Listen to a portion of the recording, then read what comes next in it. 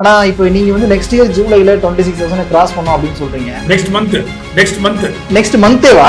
ஆமா சார், ஏப்ரல்ல 2000 போச்சுங்க, ராலி ஆச்சு. 26,000 இருந்து இது 10% மேல போச்சு. இப்போ நம்ம டெக்னிக்கலா டவுன் ட்ரெண்ட்ல தான் இருக்குது. கோல்டு இனிமேல் வாங்கினா டேஞ்சர். இங்க இருந்து பெரிய ரிட்டர்ன்ஸ் வர வாய்ப்பு கிடையாது. இன்னும் 2-3 வருஷத்துக்கு எக்கானமி வந்து நார்மல்சிக்கு வருது. வேர்ல்டு ஃபுல்லா ட்ரேட் நடக்க போகுது. உங்களுக்கு ஆக்சுவலா டிமாண்ட் அதிகமாகும். இப்போ பிசினஸ் க்ரோ ஆக போகுதுன்னா டிமாண்ட் அதிகமாகும். டிமாண்ட் அதிகமாகும்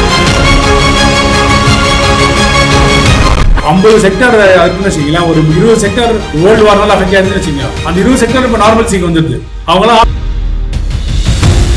கட்டுமானத்தின் வலிமை, கட்டிடங்களின் பாதுகாப்பு, ஸ்ரீ துர்கா டிஎம்டி கம்பிகள். TVR garden signature living T Nagar இப்போ திருவள்ளூருக்கு வந்தாச்சு. Near DMart on new bypass road, Tiruvallur நகராட்சிக்கு உட்பட்டது. பிளாட் 20 லட்சம் முதல். கான்டாக்ட் 9955511814. நியூஸ் கதை பார்த்துக்கிட்டு இருக்க வருங்கால கோடீஸ்வரர்கள் இவருக்கும் வணக்கம். இன்னைக்கு ஒரு முக்கியமான நாள். அதாவது ஒரு மனுஷரை ரொம்ப நேரமா பக்கத்துல இருந்து நம்ம பார்த்துக்கிட்டு இருந்திருப்போம். அவர் வந்து இன்னைக்கு ரொம்ப தூரத்தில் இருக்காரு. கிட்டத்தட்ட வந்து ஸ்பேஸ் எக்ஸ் ராக்கெட்ல போயிட்டு வேற ஏதோ விண்வெளியில் இருக்க மாதிரி ஃபீல் கொடுத்துக்கிட்டு இருக்கக்கூடிய பிரமிட் செக்யூரிட்டிஸ் நிறுவனத்துடைய ஃபவுண்டர் திரு வெங்கடேசன் சார் தான். சார் வணக்கம், நல்லா இருக்கீங்களா? லாங் எகோ, அதாவது ஹிஸ்டாரிக்கல் டேட்டாவெல்லாம் எடுத்து சொல்ற மாதிரி ரொம்ப நாளாச்சு உங்களை பார்த்து. நேர்ல பார்த்து ரொம்ப நாளாச்சு. அதனால வந்து நம்ம காணொலி காட்சி வாயிலாக கலந்து கொண்டிருக்கிறோம் அப்படின்றீங்க. இந்த காணொலி காட்சியில என்ன பேச போறோம்னு பாத்தீங்கன்னா, இப்போ 24,130 அப்படின்னு இருக்கு சார் இன்னைக்கு. இப்போ இந்த வீடியோவை நம்ம ரெக்கார்ட் பண்ணும்போது நிப்டியுடைய 24,130.40 அப்படின்னு ஸ்கிரீன்ல காமிக்குது. என்னன்னா, இந்த ஈரான் அந்த பிரச்சனை வந்து ஓரளவுக்கு சார்ட் அவுட் ஆயிருச்சு. இருந்தாலும் இன்னொரு பக்கம் வந்து லெபனான்ல இஸ்ரேல் அட்டாக் பண்ணிட்டு இருக்காங்க. அது எப்பவுமே நடக்கிறது தான். இந்த பக்கம் வந்து போர் நிறுத்தம் சொல்லுவாங்க, அந்த பக்கம் வந்து திருப்பி அட்டாக் பண்ண ஆரம்பிப்பாங்க. அந்த மாதிரி நம்ம பார்த்துக்கிட்டே இருக்கோம். அதனால இந்த மார்க்கெட் வந்து இதை பெருசா இதுக்கப்புறம் கண்டுக்காது அப்படின்னு எனக்கு தோணுது. அப்படி நீங்க நினைக்கிறீங்களா? அதாவது 2026 டிசம்பருக்குள்ள இந்த 24,000 இருக்கிறது அட்லீஸ்ட் ஒரு 25,000 கிராஸ் பண்ணணும்னு நினைக்கிறீங்களா? போர் நிறுத்தம் கன்ஃபார்ம்டா தெரிஞ்சிச்சு இப்போ. அதனால இனிமேல் உலகம் வந்து பிசினஸ் ஆஸ் யூசுவல். அவங்க என்னென்ன பண்ணணுமோ அந்த ஆக்டிவிட்டி பண்ணலாம். கிராஸ் பார்டர் பிசினஸ் நடக்கும். உலகத்துக்குள்ள எந்த ஒரு பேரியர்ஸும் இருக்காது to trade or to do business. So அதனால இயல்பான நிலைமைக்கு திரும்பிடுச்சு இனிமேல். இப்போ ட்ரம்ப் வந்து டாரிஃப் உயர்த்தினா கூட மார்க்கெட் ஒன்றாகாது. ஏன்னா அதோட பலத்தை அடியே பார்த்துச்சு மார்க்கெட். இதோட அதனால மார்க்கெட் வந்து இங்க இருந்து அடி வாங்கி ரெடி ஆயிடுச்சுங்கிறீங்க. ஆமா, ட்ரம்ப் மீத 26,000 இருந்து ஒரு ஷேக் ஆனது வந்து 500% டாரிஃப் போட்டாரு. அப்போ இறங்குச்சு. அப்பவே பிரேக் பண்ணி போற மாதிரி தான் இருந்தது. அதனால இறங்குச்சு. அப்புறம் இந்த போறதுனால ஃபுல்லா இறங்கிடுச்சு. சோ அதனால வந்து மார்க்கெட் வந்து புல்லிஷ் தான். ஏன்னா லாஸ்ட் ஏப்ரல் மந்த் பாத்தீங்கன்னா 2,000 ராலி கொடுத்தது மார்க்கெட். ரிசல்ட் மந்த் அது. ஓகே, அந்த ராலி ஸ்டில் இன்டாக்ட். இப்போ ஜூலை ரிசல்ட் வந்து ஆரம்பிக்க போகுது. ஆமா, சோ அந்த ஒரு 2,000 ஆட் பண்ணிக்கணும். சோ 26,000 ஜூலை ஆகஸ்ட் செப்டம்பர் 26,000 பார்க்கறதுக்கு வாய்ப்புகள் ரொம்ப அதிகம். ஏன்னா மார்க்கெட் வந்து நார்மல்ல இருக்குது. பிளஸ் இந்த மாசம் கிட்டத்தட்ட 4-5 நாள் எஃப்ஐ நெட் பை வந்திருக்கு. ரொம்ப நாள் பொறுத்து, ரொம்ப மாதங்கள் கழிச்சு. அதுல மார்க்கெட் மேல போகிய வாய்ப்புகள் அதிகம். அதுதான் விஷயம். ஓகே, இப்போ கொஞ்ச நாளைக்கு முன்னாடி இந்த 26,000 கிராஸ் பண்ணி இருந்துச்சுல்ல, அப்போ நிறைய பேர் பேசின விஷயம் என்னன்னா, RSI வந்து இதா இருக்கு, மார்க்கெட் வந்து ஓவர் வெல்டா தான் இருக்கு அப்படின்லாம் சொல்லிட்டு இருந்தாங்க. ஸோ ஒரு கரெக்ஷன் பேஸுக்கு போறது நல்லது அப்படின்னு பேசிட்டு இருந்தோம். ஆனா இப்போ நீங்க வந்து நெக்ஸ்ட் இயர் ஜூலைல 26,000 கிராஸ் பண்ணோம் அப்படின்னு சொல்றீங்க. நெக்ஸ்ட் மந்தேவா? ஆமா சார், ஏப்ரல்ல 2000 போச்சுங்க, ராலி ஆச்சு. ஓகே, 26,000 இருந்து இது 10% மேல போச்சு. இப்போ நம்ம 24,000 என்டர் பண்ணோம்னா ஜூலை, அடுத்த ஜூலைக்கு ஒண்ணுமே தெரியாது. அடுத்த மாசம் வந்து ஏப்ரல் என்டர் ஆகும்போது போர் மேகங்கள் சூழ்ந்து இருந்தது. இப்ப மேகங்கள்லாம் விலகிருச்சு. Result month. ரொம்ப நாளா மார்க்கெட் கம்ப்ரஸ்ட் ஆயிருக்கு. ஆல்மோஸ்ட் 18 மாசம். அப்ப ஜூலைல திரும்பவும் வந்து மார்க்கெட் ஓவர் வெல்டா இருக்குன்னு பேச ஆரம்பிப்போமா? இல்ல, நம்ம அப்ப அது இல்ல, நான் ஓவர் வேல்யூ பத்தி நான் பேசவே கிடையாது. லாஸ்ட் டைம் 26,000 இருக்கும்போதே வந்து PE கம்மியா தான் இருந்தது. நம்ம டிஸ்கஸ் பண்ணோம். PE இருந்ததை விட போன தடவை செகண்ட் டைம் 26,000 போகும்போது PE 22.5 இருந்தது. கரெக்ட். ஓகே, சோ அதனால வந்து மார்க்கெட் அப்ப சீப்பா வந்து மேல போற மாதிரி தான் இருக்கு. அப்படிதான் நம்ம பேசிட்டு இருந்தோம். பிரேக் அவுட் வர மாதிரி தான். பட் இந்த முறை வந்து பிரேக் எப்படி தெரியல, நம்ம பிரேக் அவுட் டவுன் நினைக்கிறோம். இந்த ஜூலை தீபாவளியா இருக்க வாய்ப்புகள் அதிகம். கோல்டு அண்ட் சில்வர் சார், கோல்டுக்கான சென்டிமெண்ட் வந்து இப்போ குறைய ஆரம்பிச்சிச்சு அப்படின்னு நம்ம எடுத்துக்கலாமா? ஏன்னா அந்த வார் பிரச்சனை கொஞ்சம் முடியுது அப்படிங்கும்போது பொதுவாகவே சேஃப் ஹெவனுக்கான இன்வெஸ்ட்மெண்ட்ங்கிறது குறைஞ்சிரும். அதுதான் காரணமா இப்போ கோல்டு பிரைஸ் கொஞ்சம் கரெக்டா இருக்கிறதுக்கு, இல்ல வேற ஏதாவது காரணம் இருக்கா சார்? இல்ல, இப்போ கோல்டு மேல போனதே வந்து இந்த போர்னாலதான். சோ போர்னால நிறைய பேர் டாக்டிக்கல் இன்ஸ்டிடியூஷன் நிறைய பேர் கோல்டு வாங்கினாங்க. இப்போ அவங்களாம் பெரிய லெவல் செல் பண்ணியாச்சு, செல்லிங் நடந்திருக்கு. ஸோ அதனால வந்து கோல்டு வந்து டெக்னிக்கலா டவுன் ட்ரெண்ட்ல தான் இருக்குது. ஸோ அதனால கோல்டு இனிமேல் வாங்கினா டேஞ்சர். இங்கிருந்து பெரிய ரிட்டர்ன்ஸ் வர வாய்ப்பு கிடையாது. இன்னும் 2-3 வருஷத்துக்கு உங்களுக்கு ரிட்டர்ன்ஸ் கிடைக்க வாய்ப்பே கிடையாது. சில்வர் நீங்க மறந்துடுங்க, கிட்டே போகாதீங்க. சில்வர் வந்து தகரமாகக்கூடிய வாய்ப்புகள் அதிகம். ஏன்னா சில்வர் வந்து ஒரு பயங்கரமான டெக்னிக்கல் லெவல்ல பார்த்துட்டு 375 போயிட்டு 213 கிட்ட வந்திருக்கு. அவ்வளவு பெரிய வால்லாம் வரக்கூடாது. ஸோ எல்லாம் டெக்னிக்கலி ரொம்ப வீக்கா இருக்கு. ஸோ சில்வர் வந்து கிட்டே போகாதீங்க. அது வந்து காமன் மேன் ஐட்டமே கிடையாது. கோல்டாச்சும் அட்லீஸ்ட் உங்க பொண்ணுக்கு நகையை பேசி பண்ணி போடலாம். சில்வர் வச்சு ஒண்ணும் பண்ண முடியாது. நிறைய பேர் சில்வரை பாரா வீட்டுல வாங்கி வச்சிருக்காங்க சார். பாரா வச்சுதான் ஒரு சோகத்துல பாருக்கு தான் போகணும். சரி, ஓகே. எந்த ரேட்ல வாங்கிருக்கான்னு தெரியல. ஆனா இந்த 350 ரூபா வாங்கினாங்க தெரியுங்களா? 300 ரூபாய் 350 ரூபாய் வாங்கினவங்க எல்லாம் வந்து இந்த ஜென்மத்துல பாக்குறது கஷ்டம். அது ஓகே.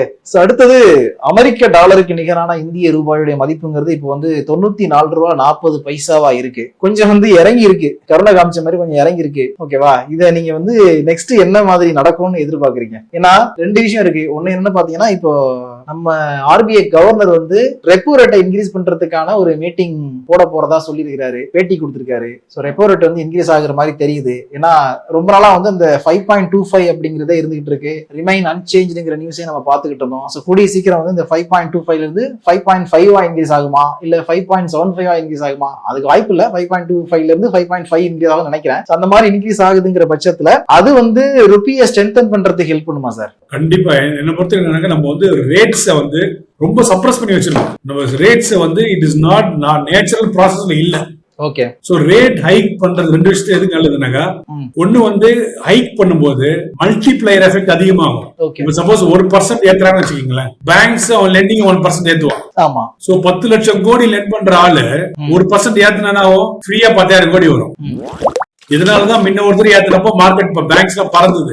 இன்ட்ரெஸ்ட் ரேட் ஹைக் பண்ணா பேங்க் எல்லாம் பறந்துடும். ரெண்டாவது, இன்ட்ரெஸ்ட் ரேட் அதிகமா நார்மல் சைக்கிள் இருந்தாதான் மல்டிப்ளையர் எஃபெக்ட் வரும். ஒரு ஜிடிபி மேல போனோம்னாக்கா, ஒரு பொருளோட பிரைஸ் ஜிடிபி மேல போகும். பொருள் பிளாட்டா தான் ஜிடிபி ஸ்பீட் இருக்கும். Market demand and forces supply பிரகாரம் பண்ணீங்கன்னாக்கா ரேட் ஹைக் பண்றது என்ன பொறுத்த வரைக்கும் ரொம்ப ரொம்ப நல்லது. ரொம்ப ஸ்டீப்பா இருக்குது, ரொம்ப இதா இருக்கு. அதனால rate hike is important, is required. ஏன்னா artificially rates are kept low அப்படின்னு இந்த தாட்மெண்ட் பண்ணிக்கலாம். இல்ல, நான் என்ன கேக்குறேன்னா, இப்போ ஜெனரலா வந்து டெபாசிட் குரோ ஆகுங்கிறதுல டவுட் இல்ல. ஆனா லோன் புக் அடி வாங்குறதுக்கு வாய்ப்பு இருக்குல்ல, இன்ட்ரெஸ்ட் ரேட் இன்க்ரீஸ் ஆகும்போது ஆகாதுங்கிறீங்களா? இல்ல, வேண்டியவங்க லோன் வாங்கி தான் இருப்பாங்க. யாருக்கு லோன் லார்ஜ் ஸ்கேல்ல பாரோ பண்றவங்களுடைய எண்ணிக்கை வந்து குறையுமோ? குறையாது. சொல்றேன், இது இப்பதான் தெரியும். இப்போ வந்து மார்க்கெட்ல இப்போ வந்து எக்கானமி வந்து நார்மல்சிக்கு வருது, வேர்ல்ட் ஃபுல்லா ட்ரேட் நடக்க போகுது. உங்களுக்கு ஆக்சுவலா டிமாண்ட் அதிகமாகும். உங்க பிசினஸ் க்ரோ ஆக போகுதுன்னா டிமாண்ட் அதிகமாகும். டிமாண்ட் அதிகமாகும், உங்களுக்கு அதிக லோன் நீங்க கேட்பீங்க பேங்க்ல. இப்போ கரண்ட்ல என்ன பிரச்சனை, லாஸ்ட் 2-3 இயர்ஸா பேங்க்ஸ் லெண்ட் பண்றதுக்கு பயப்படுறாங்க. அதான் பிரச்சனை. ஓகே. சோ பேங்க்ஸ் வந்து கண்டிப்பா லெண்டிங் அதிகமாகணும், இன்ட்ரெஸ்ட் ரேட் அதிகமாகணும். அப்பதான் ஜிடிபி மேல போகும். நீங்க லோ இன்ட்ரெஸ்ட் ரேட் லோ வச்சுட்டு ஜிடிபி எல்லாம் எங்கேயுமே போகும், அங்கேதான் இருக்கும். ஓகே. இப்ப இதோட நம்ம அப்படியே ஒரு சைடு எஃபெக்டா ஆட்டோமொபைல் செக்டார், ஃபார்மா செக்டார், இந்த மாதிரியான செக்டாரை வச்சு நீங்க சொல்லணும் அப்படின்னா, இந்த இன்ட்ரெஸ்ட் ரேட் ஹைக் மூலமா எதுக்கு நல்லது, எதுக்கு கெட்டது? இல்ல, இன்ட்ரெஸ்ட் ரேட் ஹைக் வந்து everything digested. Interest rate hike பேங்க்ஸ்க்கு, ஃபைனான்சியல் சர்வீஸ் நல்லது, பேங்க்ஸ்க்கு நல்லது. ஓகே. லார்ஜ் பாரோவர்ஸ்க்கு நாட் குட். ஒரு 5 லட்சம் கோடி வாங்குறவங்க வந்து ஒரு 1% மேல எக்ஸ்ட்ரா பே பண்ணுவாங்க. அது கெட்டியா இருக்கணும். ஓகே. அதனால பாரோவர்ஸ்க்கு நாட் குட், நான் பாரோவர்ஸ்க்கு குட். ஓகே. பேங்க்ஸ்க்கு நல்லது, ஃபைனான்சியல் சர்வீசஸ் நல்லது. Okay sir. அடுத்தது வந்து இப்போ நெக்ஸ்ட் வீக், ஏன்னா இந்த வீக் வந்து முகரம் வருது, மார்க்கெட் வந்து க்ளோஸ் ஆகுது, ஒரு 2 நாள் லீவ் இருக்குன்னு நினைக்கிறேன். மண்டே ஓபன் ஆகும்போது நிஃப்டியுடைய எக்ஸ்பெக்டேஷன், நீங்க ஒரு மாசத்துல 26,000 போயிருந்தீங்க. அதனால அடுத்த வாரம் அது எங்க இருந்து ஸ்டார்ட் ஆகும்னு சொல்லுங்களேன். இல்ல, அதாவது நான் ஒண்ணு வந்து நான் சொல்றதுல பேஸ்ட் ஆன் டேட்டா. ஓகே. ஜெனரலாவே ஜூன் ரிசல்ட் மந்த் ரேலி ஆகணும். ரிசல்ட் மந்த் ரேலி ஆகணும். அடுத்த 2 மாசம் காலி. ஏப்ரல் ரேலி ஆயிடுச்சு, அடுத்த 2 மாசம் நல்லா இருந்தது. ஜூலை ரேலி ஆகணும். ஜூலை ரேலி ஆகணும்னாக்கா அடுத்த 2 மாசம் மார்க்கெட் அவுட். சோ அதனால அதை பேஸ் பண்ணி சொல்றேன். டெக்னிக்கலி 25,050 ஏதோ ஒரு லெவல் இருக்கு. அது வந்து 21 டே மூவிங் ஆவரேஜ் வீக்லி. அதுக்கு மேல க்ளோஸ் பண்றது 2 வாரமா கஷ்டப்பட்டு இருப்பான். அதுக்கு மேல க்ளோஸ் பண்ணிட்டான்னா அல்ட்ரா புல்லிஷ். இது என்ன ஒண்ணுனாக்கா ஸ்மால் கேப் இண்டெக்ஸ் ஏப்ரல் 21 200 டே மேல போய் உட்காந்துட்டான். ஏப்ரல் நிப்டி ஒன்னும் மேல போல. பேங்க் இண்டெக்ஸ் வந்து ஐ திங்க் லாஸ்ட் மந்த் மேல 200 டேக்கு மேல போயாச்சு. ஓகே, நிப்டி மட்டும் தான் மேல போல. லார்ஜ் கேப் இருக்கிறதுனால நெக்ஸ்ட் மந்த் நடக்க வாய்ப்புகள் இருக்கு. ஸோ நிப்டி ரேலி ஆச்சுன்னா மற்றதெல்லாம் போக ஆரம்பிக்கும். இப்போ இந்த எல்னினோ ஃபேக்டர் வந்து இன்னுமே சரியாகல, அது கண்டினியூ ஆகிட்டு தான் இருக்கும் அப்படிங்கிற ஒரு நியூஸ் ஒன்று பார்த்தேன். ஸோ இதனால வந்து இப்போ கரீஃப் சீசன்லாம் பயங்கரமா அடிப்படும். 300 பில்லியன் அளவுக்கு அக்ரிகல்ச்சர் ரிலேட்டடான பிசினஸ் வந்து ஸ்டாக்னட் ஆகிறதுக்கான சான்சஸ் இருக்கு அப்படின்னு இன்னைக்கு பிசினஸ் ஸ்டாண்டர்ட்ல ஒரு ஆர்டிகல் வந்திருக்கு. ஸோ இதை பார்க்கும்போது இது சம்பந்தப்பட்டு இருக்கக்கூடிய செக்டார்லாம் இருக்கு இல்லையா, அக்ரிகல்ச்சரா இருக்கட்டும், ஃபெர்டிலைசரா இருக்கட்டும், அதுக்கப்புறம் எஃப்எம்சிஜி, இது எல்லாமே கொஞ்சம் பாதிக்குமா? அது வந்து ஓவராலா நிப்டியுடைய குரோத்துக்கு ஒரு இழுத்து பிடிச்சி நிறுத்த வைக்குமா? மேல போகலாம். இதெல்லாம் வந்து அது வந்து ஒரு எப்படின்னாக்கா ஒரு டைம் டேபிள் போட்டு பேசுற டாபிக். ஜூன் மாசம் ஆனா மழையை பத்தி யோசிக்க ஆரம்பிச்சிருவாங்க. எந்த பிரச்சனையும் இல்லைனாக்கா இந்த டைம்ல வந்து எல்லினோ லானினோ எல்லாம் பேச ஆரம்பிப்பாங்க. ஒரு 3 ஜூலைல ரேலி ஆகுது அதெல்லாம் மறந்துடுவாங்க. அதெல்லாம் வந்து அந்த டைமுக்கு ஏற்ற சப்ஜெக்ட், டைமிங் ஏற்ற சப்ஜெக்ட் அப்புறம் மறந்துடுவாங்க. அதெல்லாம் ஒன்றும் இதெல்லாம் வந்து வருஷம் நீங்க வந்து ஒரு வருஷத்துக்கு எடுத்து பாருங்க, 2 வருஷத்துக்கு எடுத்து பாருங்க, இதே டைம்ல இதேதான் பேசுவாங்க. பிசினஸ் ஸ்டாண்டர்ட் ஒரு 1 இயருக்கு முன்னாடி 2 இயர்ஸ் முன்னாடி இந்த டைம் எடுத்து பாருங்க, அதே எடுத்து போட்டிருப்பாங்க. நீங்க சொல்ற அதே டாபிக் தான் எழுதிருப்பாங்க. இது வந்து வருஷம் நடக்கிற நிகழ்வு தான். இதை பத்தி நம்ம கவலைப்படுத்த நம்ம என்ன கவலை பண்ணோம்னா நம்ம இருக்கிற பங்கு ப்ராஃபிட் பண்ணுவானா, எல்லினோக்கும் அவனுக்கு சம்பந்தம் இருக்குதா, நீ யாருன்னு எல்லினோ பார்த்து அவன் கேட்டான்னா நம்ம மேல போகணும்னு அர்த்தம். ஸோ அதனால டொமஸ்டிக் ஃபேசிங் எக்கானமிஸ் அந்த மாதிரி companies will make money. Okay, இப்போ Q1 ரிசல்ட்டை பொறுத்த வரைக்கும் எந்த செக்டார் வந்து நல்லா பெர்ஃபார்ம் பண்றதுக்கு நல்ல ரிசல்ட் கொடுக்கறதுக்கு சான்ஸ் இருக்குன்னு நினைக்கிறீங்க? எந்த கம்பெனி? ஃபினான்ஷியல் சர்வீசஸ் நல்லா கொடுத்துருக்கு. பிளஸ் எனக்கு தெரிஞ்சு பாத்தீங்கன்னா paint companies will do well. Paint companies எனக்கு தெரிஞ்சு எல்லா செக்டரும் மேல நல்லா பண்ண போகுது இந்த குவார்டர்ல. Paint companies, steel, you will see all sectors will do well. Already doing well தான். அதனால எக்கானமி இங்க பெரிய டேக் ஆஃப்க்கு ரெடியில இருக்கு எக்கானமி.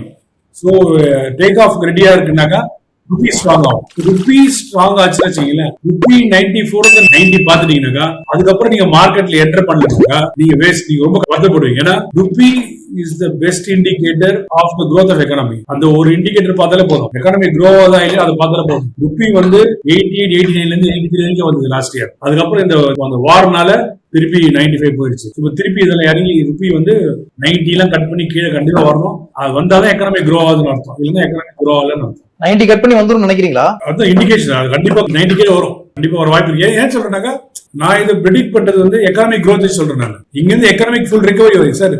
அதாவது எப்படின்னாக்கா 50 செக்டார் அதுக்குன்னு வச்சுங்களேன், ஒரு 20 செக்டார் வேர்ல்டு வார்னால அஃபெக்ட் ஆகுதுன்னு வச்சுங்க.